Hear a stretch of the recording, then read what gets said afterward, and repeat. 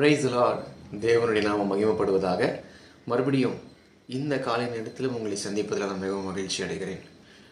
இன்றைக்கும் கூட ஒரு அழகான ஒரு வார்த்தை, பிலிப்பியர் 4ஆம் அதிகாரம் 6வது வசனம் இப்படியா எழுதப்பட்டிருக்கிறது. நீங்கள் ஒன்றுக்கும் கவலைப்படாமல் எல்லாவற்றையும் குறித்து உங்கள் விண்ணப்பங்களையும் ஸ்தோத்திரத்தோடே கூடிய ஜெபத்தினாலும் வேண்டுதலினாலும் தேவனுக்கு தெரியப்படுத்துங்கள். எனக்கு அருமையான கர்த்தருடைய பிள்ளைகளே, உங்கள் எல்லா வேண்டுதல்களையும் உங்களுடைய எல்லா ஜெபங்களையும் கேட்கிற ஒரு தேவன் இருக்கிறார். அவர்தான் நாம் ஆராதிக்கிற நம்முடைய ஆண்டவராகிய இயேசு கிறிஸ்து.